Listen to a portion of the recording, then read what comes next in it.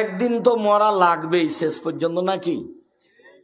তো মালাকুল মউত যখন মুসার কাছে আসলেন, তো মালাকুল মউত বলছেন আপনার মরণের জন্য এসেছি। তো মুসা আলাইহিস সালাম এক থাপ্পড় দিয়েছেন, মালাকুল মউতের চোখ কানা হয়ে গেছে। হাদিস কিন্তু বুখারী মুসলিম। এইবার মালাকুল মউত আল্লাহর কাছে অভিযোগ করলেন, ঘটনা হলো এই।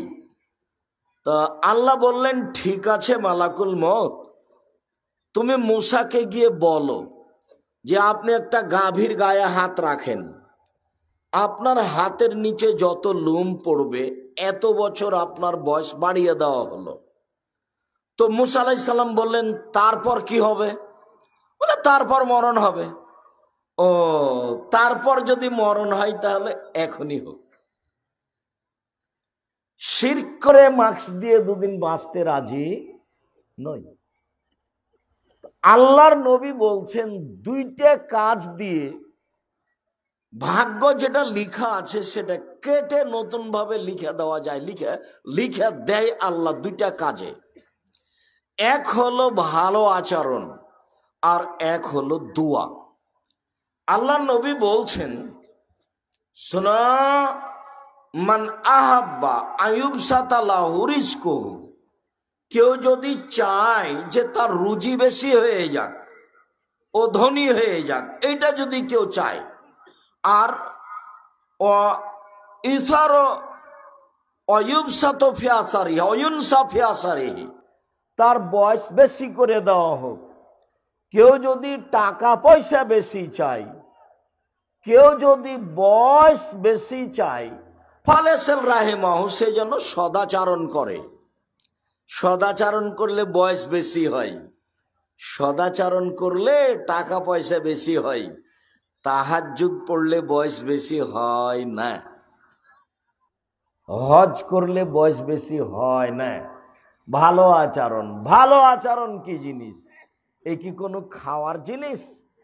মহিলা মানুষ ভালোকে যায় যায় ঝগড়া করে না, যে মহিলা মানুষ ভালোকে ওর সিম গাছ, সিম ধরে ধরে এমন গাছ পাশের বাড়ির ছাগলে খেয়ে নিয়েছে, তবুও ধৈর্য ধারণ করে বলছে চাঁপাইনবাবগঞ্জের ভাষায়, যাক বুবু, খেয়েছে, যা হয়েছে হয়ে গেছে। গালিও দেয় না, ঝগড়াও করে না। এই হলো ভালো আচরণের মহিলা। মহিলা মানুষ ভালো আচরণের কে? আব্দুর রাজ্জাক সাহেব হঠাৎ করে মহিলাদের কথা বলতে লাগলেন ভালো আচরণে, মানে জি, এই জন্য যে আল্লাহর নবী বলছেন, সবচেয়ে ভালো মানুষ ওই, সবচেয়ে দামি সম্পদ সেই, সবচেয়ে ভালো মানুষ সেই, সবচেয়ে দামি সম্পদ সেই কে?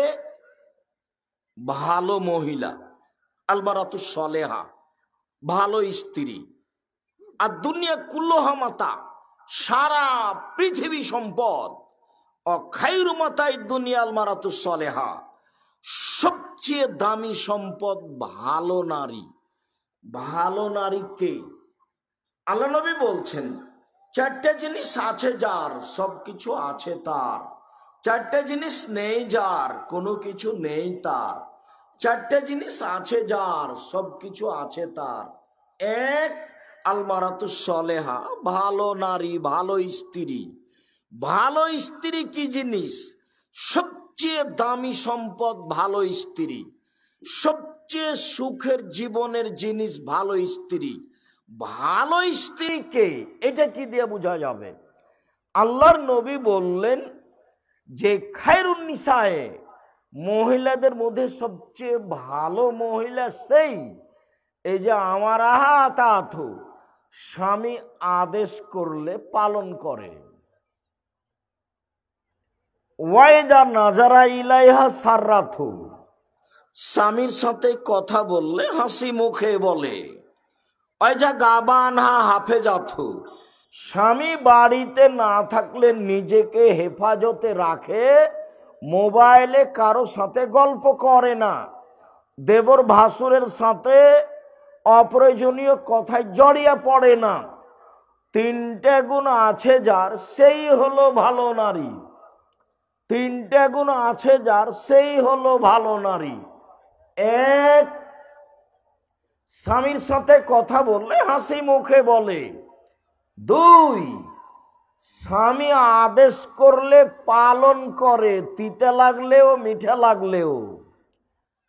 তিন, স্বামী যখন বাড়িতে থাকে না তখন নিজেকে হেফাজতে রাখে, কন্ট্রোলে রাখে, কারো সাথে মোবাইলে প্রেমের গল্প করে না, এখানে সেখানে যায় না। এই তিনটে গুণ আছে যার, সেই হলো সারা পৃথিবীতে সবচেয়ে ভালো নারী। আল্লাহর নবী বললেন, শোনো পৃথিবীর মানুষ, আর নবীও ফিল জান্নাহ, নবীগণ জান্নাতে যাবেন, আর শহীদও ফিল জান্নাহ, শহীদেরা জান্নাতে যাবে, আর সিদ্দিকও ফিল জান্নাহ, সত্যবাদীরা জান্নাতে যাবে, ও নিসাও আহলিল জান্নাহ, মহিলারাও জান্নাতে যাবে। সিরিয়ালে তারা খুব দামি। কোন মহিলা?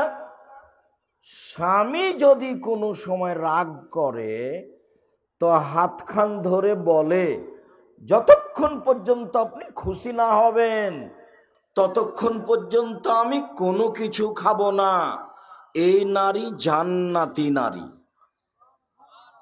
আবার বলি, বেখেয়াল থাকলে ধরতে পারবেন না। এই ছেলে, কারো গায়ে হাত দিয়ে বসবা না, একবারে রেডি প্রস্তুত থাকো। পাখি যেন মনে করে তুমি পাথর। তুমি আব্দুল্লাহর জন্য ব্যস্ত, আমিও ব্যস্ত, আমিও আব্দুল্লাহর বক্তব্য শুনি, আব্দুল্লাহর পরিকল্পনা নিয়ে আমিও দোয়া করি। তার মনে একটা স্বাদ, দেশ জুড়ে সে মক্তব চালু করবে ইনশাআল্লাহ, যেখানে শিক্ষা কার্যক্রম এবং দাওয়াতি কার্যক্রম থাকবে। কেন এ পদক্ষেপ নিল? দেশ দুনিয়া ঘুরে এসে বুঝলো ইহুদি খ্রিস্টান বুদ্ধি বিক্রি করে খায় আর বিদ্যা বিক্রি করে খায়। তাই পদ্মা সেতুতে ওরা হলো ইঞ্জিনিয়ার আর আমরা হলাম কামলা, কিষান। তো এই দুঃখ কোথায় রাখি? দেশ ঘুরে বুঝলাম যে বিদ্যা বুদ্ধি বিক্রি করেই খায়। চলেন সূচনায় বিদ্যায় যায়, এমন বিদ্যা সূচনায় রাখি যাতে করে ছেলেটা ভাবে যে ইহকালে পরকালে মানুষের মতো মানুষ হতে চাই।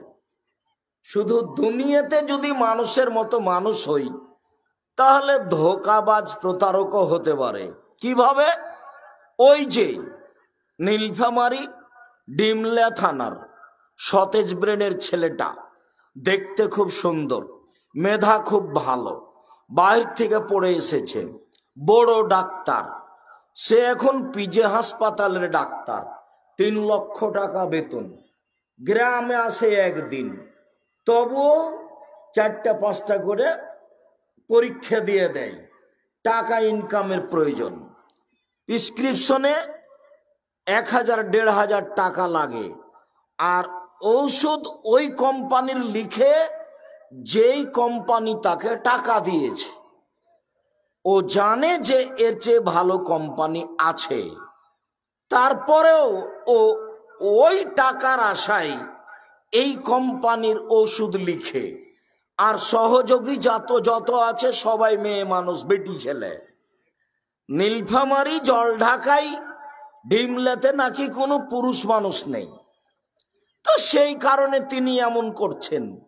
তো মেধাবী ছেলে, দেখতেও সুন্দর, বাহির থেকে পড়ে এসেছে, 3 লক্ষ টাকা বেতন। সেই যদি এইভাবে প্রেসক্রিপশন লিখে তাহলে তা আস্ত কষাই, একটা প্রতারক, ধোঁকাবাজ। আপনার টাকাটি লস, আপনি একে পড়িয়েছেন কেন? প্রতারণামূলক পড়তে রাজি নয়। শোনো, ওই ছেলেটা ভদ্র, সেই দিন ডিমলেতে এসে গাড়ি থেকে নামলো, দেখলাম গলায় টাই আছে, পরনে প্যান্ট আছে, টাকনোর নিচে আছে, দাড়ি চাঁচা আছে, হাতে সিগারেট আছে। এ অবস্থায় গাড়ি থেকে নামলো। একটু পরে বৌমা গাড়ি থেকে নামলো, হালকা হালকা কাপড় আছে। একটু পরে নাতনি গাড়ি থেকে নামলো, তেমন গায়ে কাপড় নেই। দেখলাম গাড়ির পিছন দিকে কুকুর আছে। কুকুর প্রিয় মানুষ হলো ইহুদি খ্রিস্টান। তো গাড়ির পিছনে কুকুরের মূর্তি আছে, না হয় কুকুর আছে, তো আপনার টাকাটি তো লস। আল্লাহর নবী বললেন বিদ্যা উঠে যাবে, মূর্খতা বেড়ে যাবে। তো ডিমলা থানায় 20 বছর পূর্বে যত শিক্ষিত মানুষ ছিল, আজকে তার চেয়ে কম না বেশি? বেশি। তাহলে আল্লাহর নবী মিথ্যা কথা বলেছেন, নাউজুবিল্লাহ মিন যালিক। আল্লাহ নবী বলেছেন বিদ্যা উঠে যাবে আর মূর্খতা বেড়ে যাবে। আল্লাহ নবী বলেছেন মূর্খতা বর্ষণ হবে আর বিদ্যা উঠে যাবে। তুমি এখন বলো যে এই ডাক্তার শিক্ষিত মানুষ, বলো দেখি এই ডাক্তার শিক্ষিত মানুষ নয়। এ সমাজের একটা কসাই, আস্ত প্রতারক, ধোঁকাবাজ। এরকম যত মানুষ আছে সমাজ সেবক হিসাবে, চেয়ারম্যান, মেম্বার, এমপি, ওসি, দারোগা, ডিসি, এডিসি, ডাক্তার, বড় ডাক্তার, জেল সুপার, যারা যেখানে আছে নিজ স্বার্থে সমাজের সেবা করছে, এরা শিক্ষিত নয়। নিজ স্বার্থে সমাজের সেবা করছে, এরা শিক্ষিত মানুষ নয়। সম্মানিত দিনী ভাই বোন, উপস্থিত বৈঠকের মুসলিম বোন, শোনেন, আপনার কথা শেষ করি। নবীগণ জান্নাতে যাবেন, শহীদেরা জান্নাতে যাবে, সিদ্দিক সত্যবাদীরা জান্নাতে যাবে, মহিলারা জান্নাতে যাবে। আমাদের সিরিয়াল নেই এখানে। কোন মহিলা? স্বামী যদি রাগ করে হাতটা ধরে বলে যতক্ষণ পর্যন্ত আপনি খুশি না হবেন ততক্ষণ পর্যন্ত আমি কোনো কিছু খাবো না, এই নারী হলো জান্নাতি নারী। আল্লাহর নবী বললেন, শোনো, মহিলারা যদি 4টা কাজ করতে পারে জান্নাতের সব দরজা খোলা। মহিলারা যদি 4টা কাজ করতে পারে জান্নাতের সব দরজা খোলা। 4টা কাজ দিয়ে কোনো পুরুষ মানুষ জান্নাত পাবে না। 4টা কাজ দিয়ে কোনো পুরুষ মানুষ জান্নাত পাবে না। তবে 4টা কাজ দিয়ে মহিলারা শুধু জান্নাত পাবে এই কথা নয়, জান্নাতের যে কোনো দরজা দিয়ে ঢুকতে পাবে। 1, 5 ওয়াক্ত সালাত। এই মেয়ে, কথা বলছো কেন? শরম হয় না তোমার? আমি কথা বলছি আর তুমি আর একজনের সাথে কথা বলছো কেন? উপস্থিত বৈঠকের মুসলিম বোন, চুপ থাকেন। আপনার গায়ের উপর দিয়ে আর একজন চলে গেলে মুখ খুলবেন না, মুখখানে একবার বন্ধ রাখবেন। আমি আপনার জন্য এসেছি শুধু রাজশাহী থেকে, আবার প্রোগ্রাম শেষে ঢাকা যাব ইনশাআল্লাহ। আর আপনিও কষ্ট করে এখানে এসেছেন। যারা ঢমঢম করে বেশরমা হয়ে এসেছে চলে গেছে, তারা তো গেছে। তা আপনি বসে আছেন, গল্প করছেন কেন? আপনার একটু শরম হয় না কেন? আপনার একটু হায়া লজ্জা হয় না কেন? আপনি মহিলা মানুষ, একবার মুখখান বন্ধ করে বসে থাকেন, চুপচাপ বসে থাকেন। আর একজন গায়ের উপরে চড়ে চলে গেলে মুখ খুলবেন না। এই মেয়ে, মুখ বন্ধ করো। চিল্লাচ্ছ কেন? তোমার স্বামী নেই, তোমার বাপ নেই, তোমাকে সতর্ক করে না, তোমার মা নেই, কেন তুমি চিল্লাচ্ছ? মহিলাদের জান্নাত সব খোলা। 1, 5 ওয়াক্ত সালাত। 2, রমজান মাসে রোজা। 3, স্বামীকে মেনে চলা। 4, জেনায় লিপ্ত না হওয়া। বাস 4টে জিনিস করলে জান্নাতের সব দরজা খোলা। 1, 5 ওয়াক্ত নামাজ। 2, রমজান মাসের রোজা। 3, স্বামীকে মেনে চলা, তিতা লাগলেও মিঠা লাগলেও। মাস মাস স্বামীর সাথে কথা বলেন না, সপ্তাহ সপ্তাহ স্বামীর সাথে কথা বলেন না, খাওয়ার টাইম হলে মেয়েকে বলেন এই তোর বাপকে খাওয়ার দিয়ে, খাওয়ার টাইম হলে বৌমাকে বলেন তোমার শ্বশুরকে খাওয়ার দিয়ে, আর আপনি কোনো সময় সামনে গেলে ঠ্যাক্কস করে গিলাসটা রেখে এদিকে চলে যান। এইটা কেন? আপনার ভালো না লাগলে সংসার ত্যাগ করেন, খোলা তালাক নিয়ে সংসার ত্যাগ করতে পারেন, কোনো সমস্যা নেই। এইভাবে ঝুলন্ত থাকেন কেন? তাকে মেনেই চলতে হবে, তিতা লাগলেও মিঠা লাগলেও। আব্দুর রাজ্জাক সাহেব থামেন থামেন থামেন, আমাদের পক্ষে একটু কথা বলছেন না কেন? ওর মুখ খারাপ, সেই জন্য আমি তাকে মেনে নিতে পারি না। মুখ খারাপ যার, তার ভালো আচরণ নেই। আমি বহুবার বলেছি স্ত্রীকে কটু কথা বলা যাবে না, গালি দেওয়া যাবে না, নিন্দা করা যাবে না। ওই পুরুষ মানুষ ভালো যে স্ত্রীর হক দেয়, যে স্ত্রীর হক দেয় না সে হলো বদ কামিনা মানুষ। স্ত্রীর হক কি? এই ছেলে বসো, ব্যস্ত হয়ে পড়লে তুমি ঢং ঢং করে এত দূরে কিভাবে যাবা? তুমি একটু ধৈর্যের পরিচয় দিতে হবে, কষ্ট হলেও। আমরা লম্বা আলোচনা করব না, এই কথাই ঠিক, আমরা আসতে অনেক দেরি করেছি।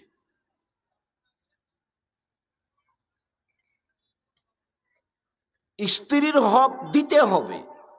এক, যেই মানের কাপড় আপনি পরেন সেই মানের কাপড় তাকে পরাতে হবে।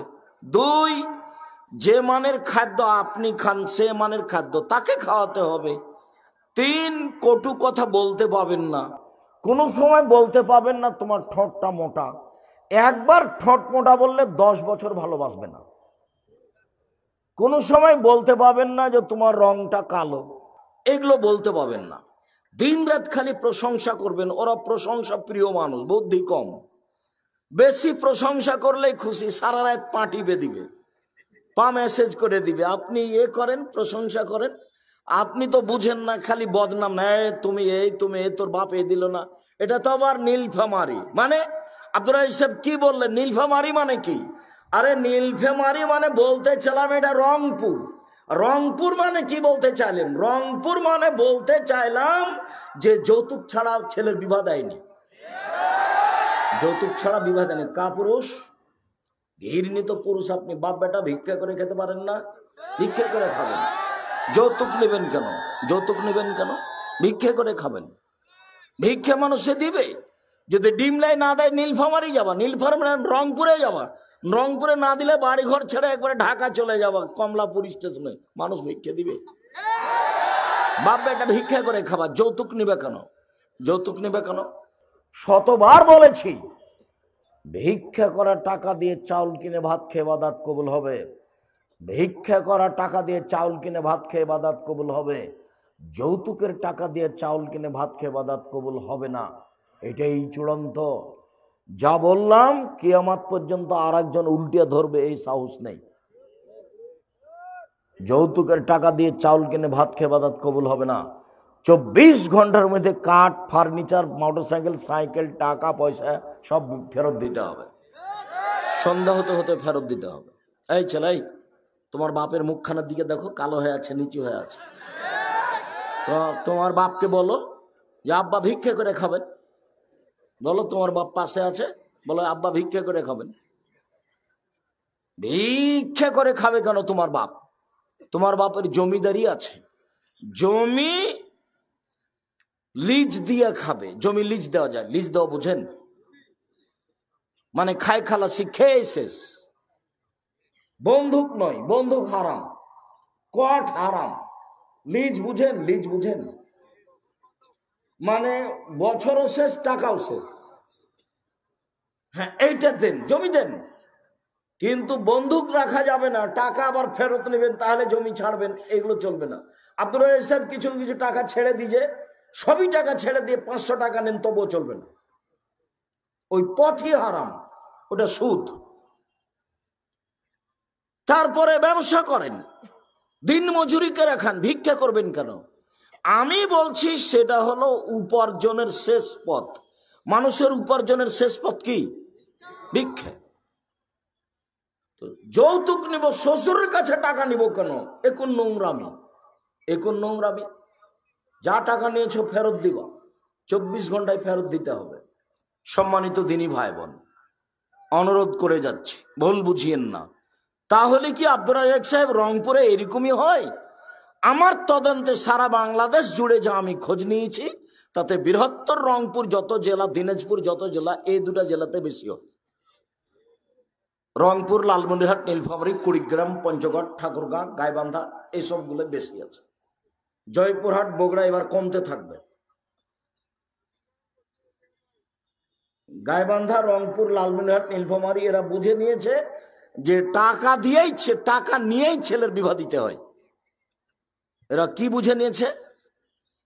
টাকা নিয়েই ছেলের বিবাহ দিতে হবে, এটাই বুঝে নিয়েছে। আগে ভিক্ষে নিতে হবে জুলুম করে, তারপরে ছেলের বিবাহ দিবে। টাকা ফেরত দিবেন। কাপুরুষ, টাকা নিয়েছেন কেন? আব্দুর রাজ্জাক সাহেব এত শক্তভাবে বলছেন কেন?